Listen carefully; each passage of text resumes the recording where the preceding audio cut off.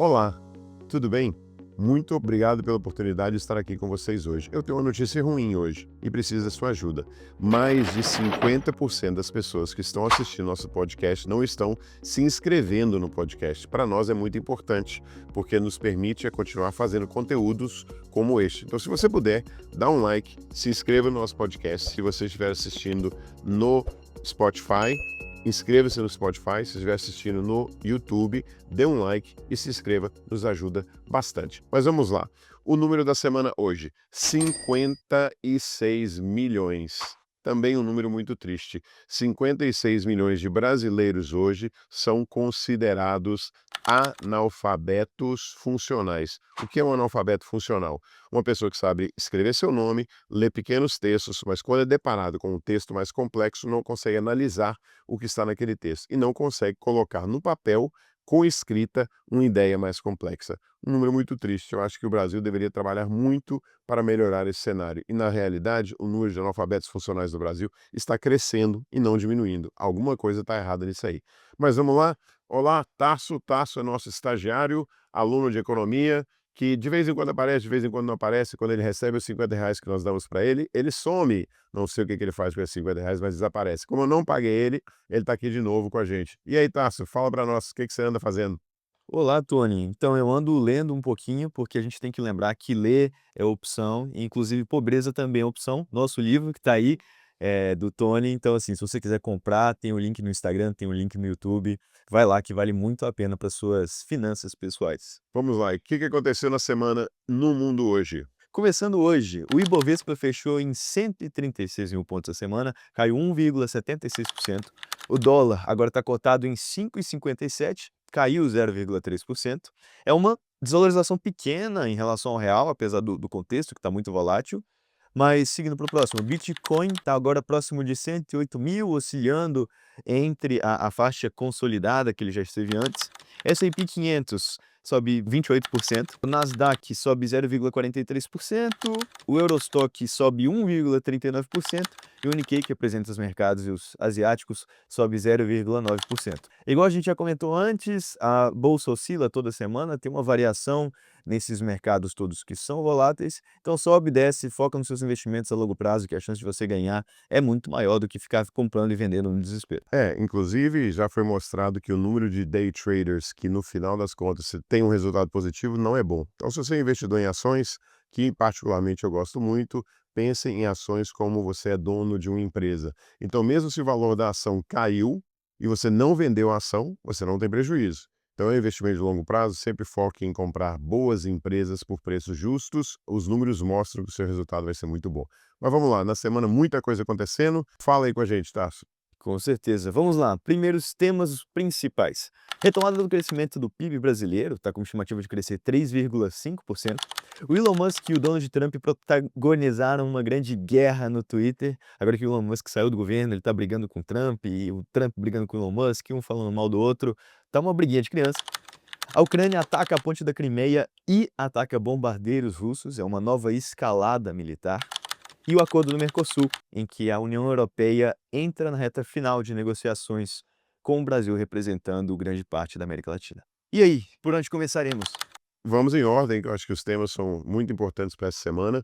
E quando a gente traz esses temas para vocês, são temas que nós analisamos que politicamente, economicamente, socialmente são interessantes você ter noção do que está acontecendo no mundo. Claro, mais informações aprofundadas estão disponíveis, mas vamos dar a nossa opinião sobre esses temas que consideramos relevantes. Vamos lá, o primeiro tema? O PIB em ascensão, crescimento de 3,5% nos últimos 12 meses e reflete uma recuperação crítica mais do que uma tendência de verdade, né? Então, assim, os principais motivos do PIB estar crescendo agora não são por fatores de impulsionamento da economia que está evoluindo no sentido tecnológico, é mais o consumo interno mesmo. Mas faça seus comentários. É que é perigoso, né? A gente volta a comentar mais uma vez, e eu acho que vai ser um tema recorrente dos nossos bate-papos. O Brasil está num cenário assim. O Brasil, se a China vai bem, o Brasil vai bem. Se a China aumenta o consumo do Brasil, o Brasil vai bem. Tem um especialista em análise de países internacional, o nome dele chama Peter Zeihan, e o Peter, ele trabalha para grandes empresas com informações, grandes multinacionais informando assim: "Eu acredito que a América Latina vai ser assim, eu acredito que a Europa vai ser assim". Baseado, claro que existem outros profissionais, mas ele é um que está muito em ascendência, por ter acertado alguns cenários e por ter errado alguns cenários. Então as empresas contratam o Peter para dar uma opinião sobre o que que ele acredita, baseado nos estudos, que irá acontecer com certas economias. Ele fez um comentário recente sobre o Brasil, que eu acho válido, inclusive com relação a esse crescimento do PIB, que ele diz o seguinte: o Brasil é um gigante e ele é totalmente separado do resto do mundo, no sentido que, por ter o quinto maior território do mundo, por ser um dos grandes produtores de commodities, por ter uma população de mais de 200 milhões de pessoas e uma das maiores democracias do mundo, o Brasil se torna um país atípico de vários países no mundo. O que que são grandes problemas que o Brasil está enfrentando? Primeiro, a população brasileira está envelhecendo muito rápido, de um número assim, exorbitante, que parece não é muita coisa, mas em 20, 30 anos, o número de idosos se torna muito maior do que as pessoas que estão produzindo para o país. Então, isso pode virar um grande problema para o Brasil, primeiro. Segundo, ele fala muito que o Brasil tem uma malha industrial muito pequena em relação ao tamanho do país e à população do país, e o Brasil está cometendo um erro muito grande, que se não mudar, vai atrapalhar demais o país. O que que é esse erro? Como o Brasil tem uma malha industrial pequena, hoje ele literalmente está vendendo sua inteligência que ele desenvolveu para a China. A China hoje é o maior investidor dentro do Brasil, ela vem e investe no Brasil em portos, pega a tecnologia que o Brasil tem. Ela vem e investe no Brasil em empresas petrolíferas e ela pega a tecnologia de petróleo que o Brasil tem. Ela vem e investe, em geral, em todas as empresas que o Brasil tem e está levando essa tecnologia para fora. E o Brasil cada vez mais está vendendo sua capacidade industrial para fora, está terceirizando cada vez mais. Então, o que que ele fala que é um grande perigo para o Brasil? Se continuar nesse ritmo em 10, 15, 20 anos, o Brasil não terá mais indústria, zero de indústria. E o que que vai acontecer? Nós vamos virar um país 100% refém de outros países e 100% refém de commodities. De novo, falamos da importância do agro, falamos da importância da mineração, mas o Brasil está cada vez mais fazendo isso, cada vez mais fazendo isso, cada vez mais fazendo isso. Isso pode virar um grande problema para o Brasil no futuro, porque amanhã eles decidem jogar o preço de commodities para baixo. O que acontece com o Brasil? Tum, é uma frase que eu gosto muito de usar, que quem planta acho colhe cifo. Então o Brasil, se continuar desse jeito, tem grande chance, a gente tá plantando muito acho por aí e vai colher muito cifo pela frente.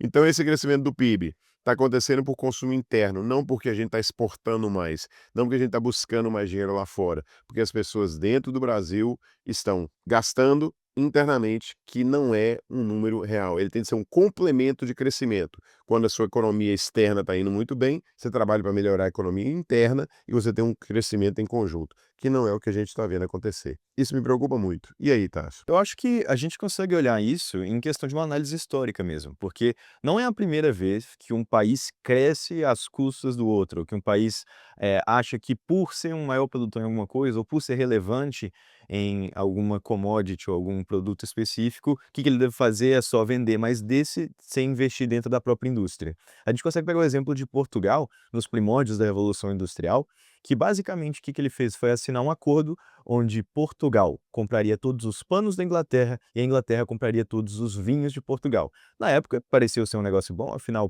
Portugal produzia vinho, que era um produto que era relativamente mais caro do que o pano, que era mais caro que os tecidos, mas ao se comprometer a fazer isso, fez com que a indústria de tecidos, que acabou sendo uma das primeiras indústrias de todas, para te falar a verdade, substituindo a mão de obra por máquinas, acabou não existindo. E a Inglaterra potencializou muito a exportação dela de panos, se tornando muito mais competitiva no mercado global.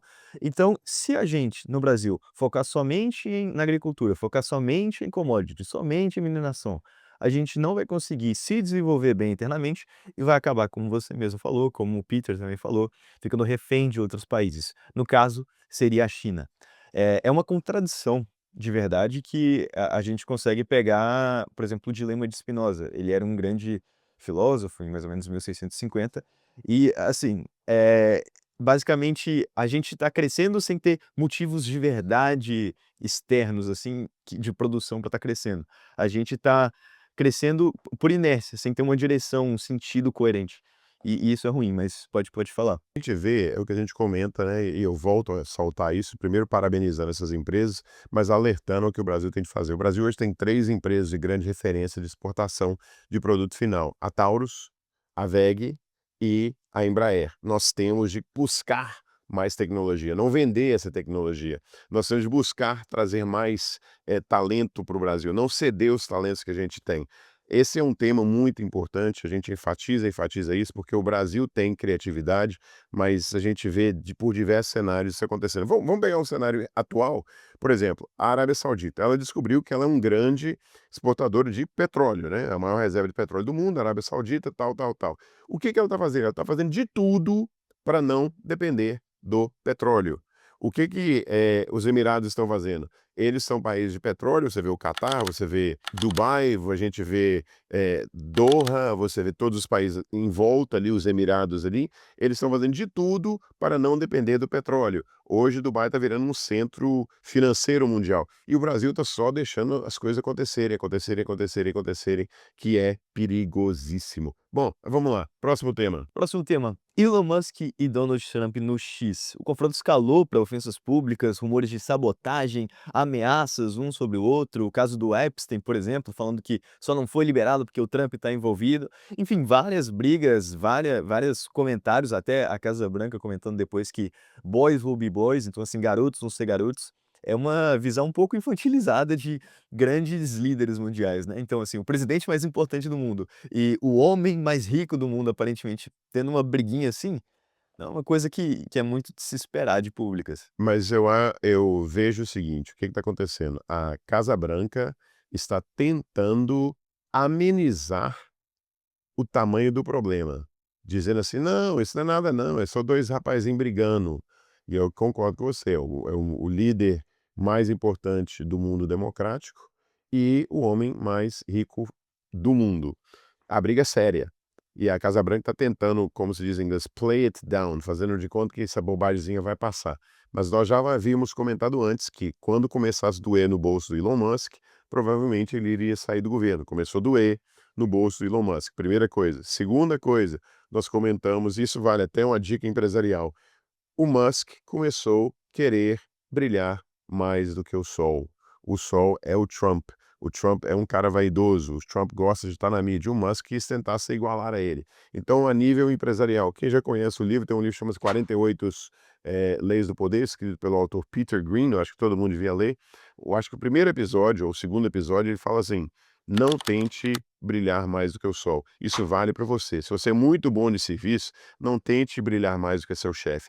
Enalteça seu chefe, porque se ele começar a achar que você está virando ameaça para ele, o que que ele acontece? Ele te manda embora. Foi exatamente o que aconteceu.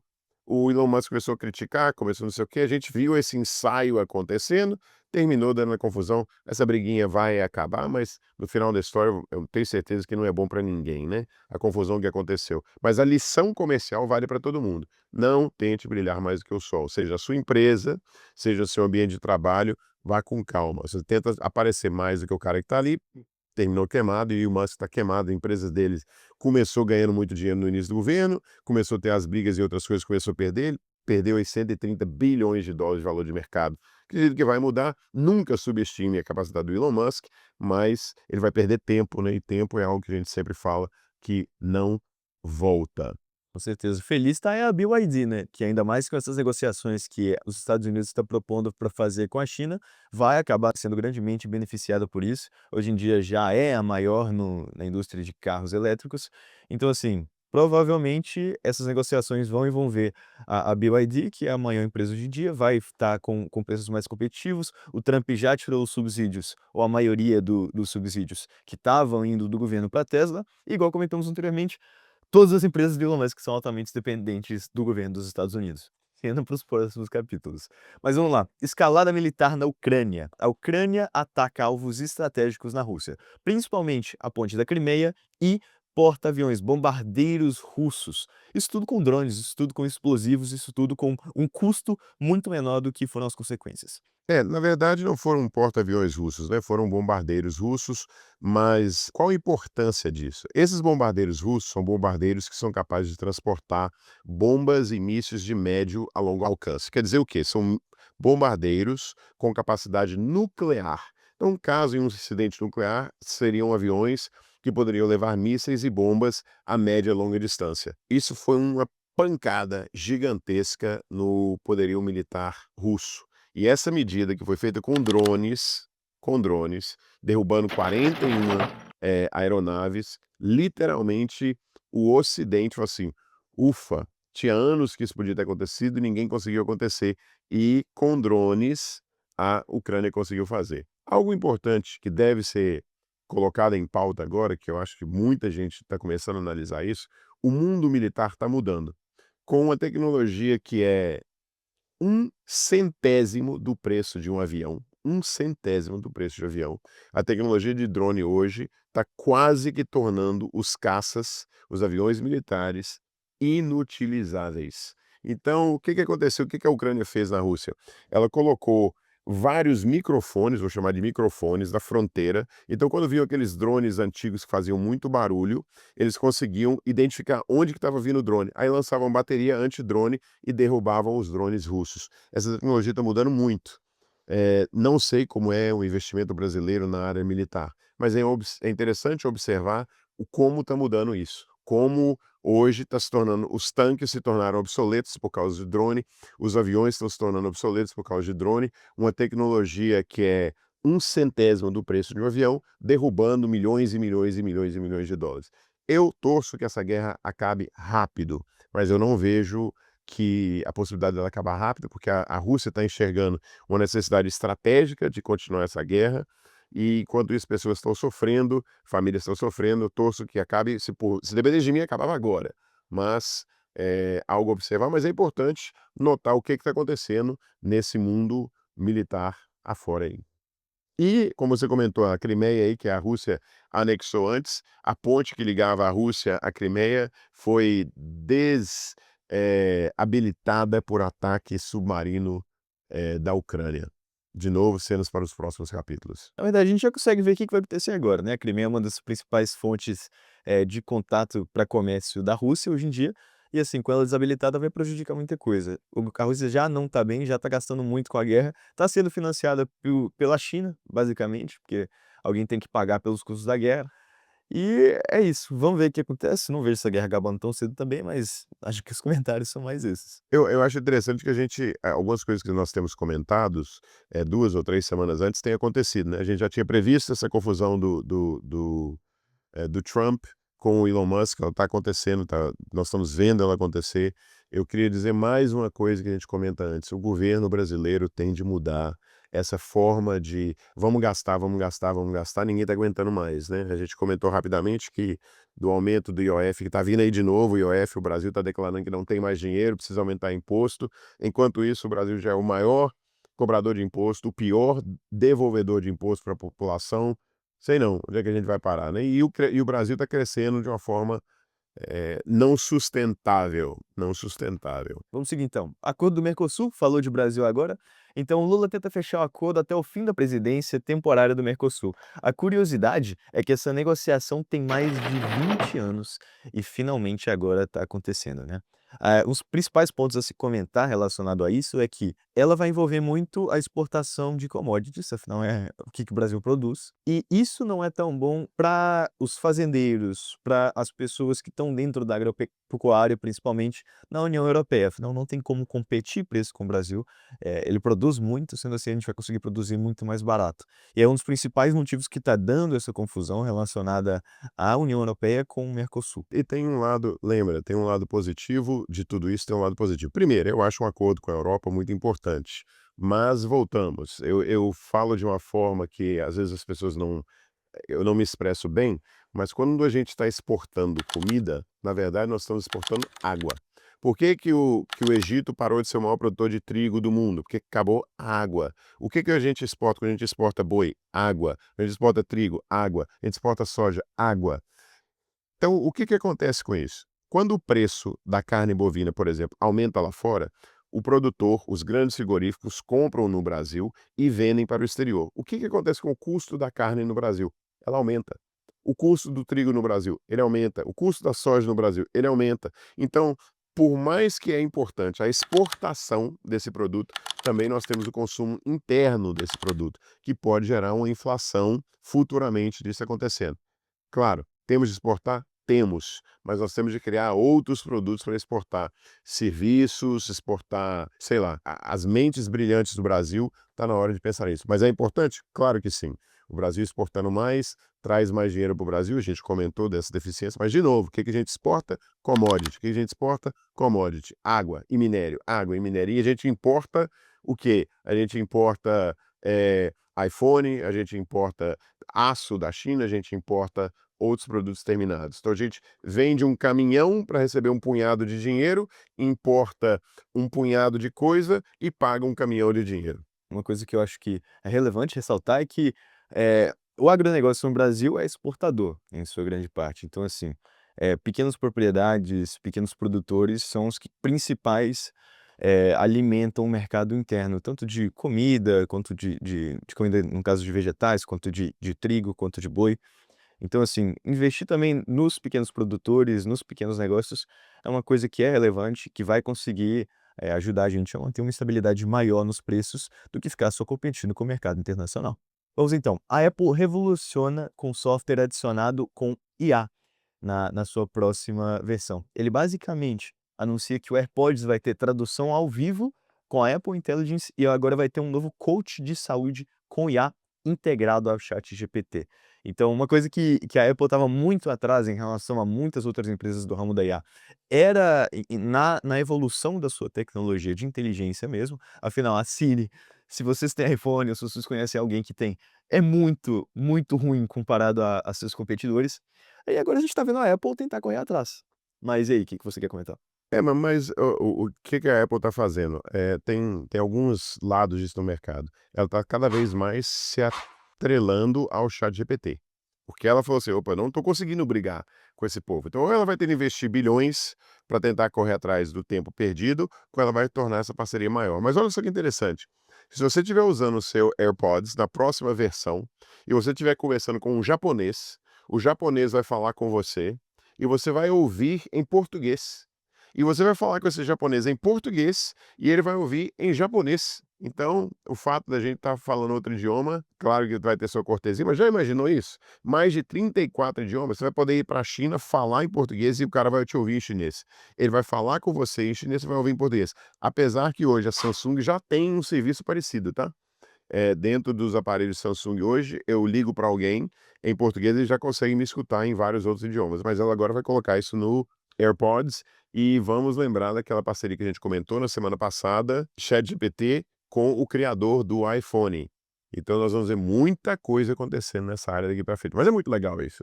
Com certeza. Não, massa demais. Para turista ou para negociação comercial, isso vai ser incrível. Só não pode deixar a bateria acabar, né, que prejudica. Não pode deixar que a bateria no meio de fechar o negócio acaba a bateria, né, aí danou tudo.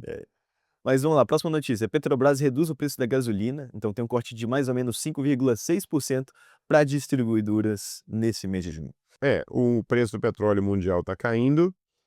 A OPEP está produzindo mais petróleo, que é o consórcio dos produtores de petróleo do Oriente Médio está produzindo mais petróleo, o preço do petróleo está caindo. Isso, por um lado, ajuda também os custos. Lembra, o Brasil é um país movido a caminhão.